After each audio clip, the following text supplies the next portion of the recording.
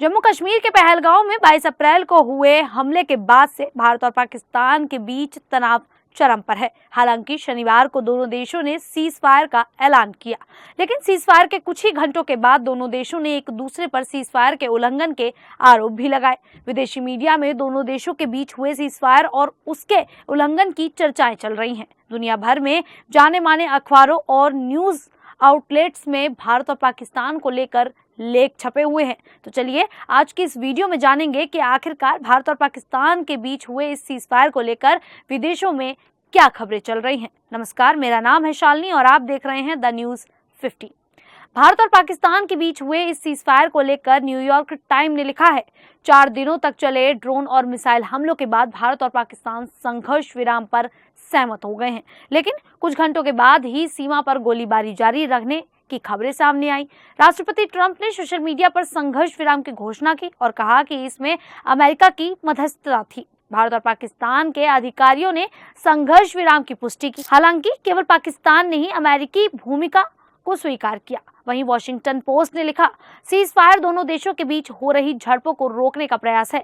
इसकी शुरुआत बुधवार को हुई थी, जब भारत ने पाकिस्तान और पाकिस्तान प्रशासित कश्मीर पर हवाई हमले शुरू किए थे। भारत ने इसे पहलगांव में 22 अप्रैल को हुए हमले की जवाबी कार्रवाई बताया था। अगले 3 दिनों तक दोनों देशों ने एक दूसरे के खिलाफ हमले जारी रखे।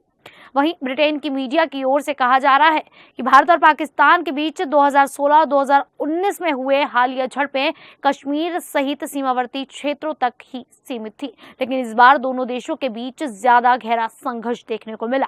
दोनों देशों ने एक दूसरे के हवाई ठिकानों को निशाना बनाया, ड्रोन दागे गए। टेलीग्राफ ने लिखा, भारत और पाकिस्तान युद्ध के करीब पहुंच गए थे। पिछली बार दोनों पड़ोसियों के बीच इस तरह के हमले तब हुए थे जब 1971 में युद्ध हुआ था। ये युद्ध स्वतंत्र बांग्लादेश के बनने के साथ समाप्त हुआ था। भारत ने 3 पाकिस्तानी हवाई ठिकानों को निशाना बनाया। वहीं पाकिस्तानी जेट विमानों ने तुरंत उड़ान भरी और सीमा पर भारतीय ठिकानों पर जवाबी हमला किया। आज और 1971 के बीच मुख्य अंतर यह है कि तब दोनों पक्षों के पास परमाणु हथियार नहीं थे, लेकिन आज हैं। इसके साथ ही arabnews.com ने लिखा, भारत और पाकिस्तान ने एक दूसरे पर सीज फायर के उल्लंघन के आरोप लगाए हैं।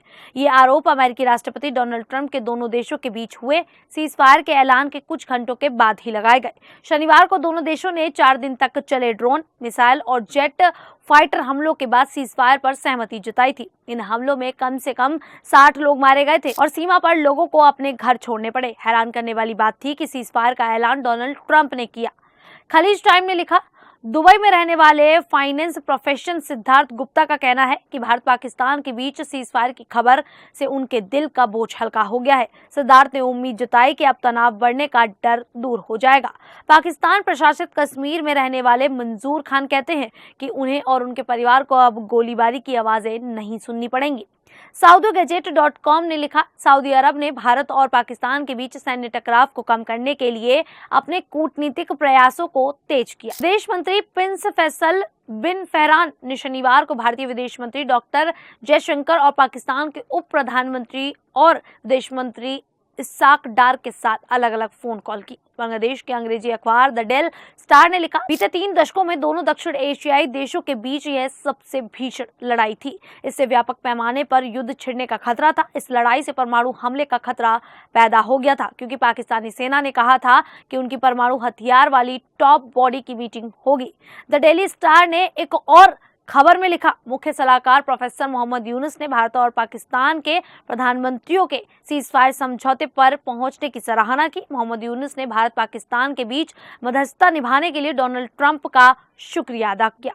वहीं नेपाल के अखबार काठमांडू पोस्ट ने लिखा, साउथ एशिया सेंटर के अटलांटिक काउंसिल के फेलो सुजा नवाज कहते हैं कि अब आगे आने वाले दिनों में सिंधु संधि को लेकर प्रमुखता से बात होगी। इससे दोनों देशों की सरकारों को जो कुछ हासिल हुआ है उसका श्रेय लेने का मौका मिल जाएगा। खैर, अब जिस तरीके से विदेशी मीडिया भारत और पाकिस्तान के सीज फायर को लेकर अपने देशों में खबरें पहुंचा रही हैं, इसको लेकर आप लोगों की क्या राय है, आप हमें कमेंट करके जरूर बताइएगा। फिलहाल अभी के लिए इतना ही, फिर हाजिर होंगे ऐसी ही देश और दुनिया से जुड़ी बड़ी खबरों के साथ। तब तक के लिए देखते रहिए द न्यूज़ 50।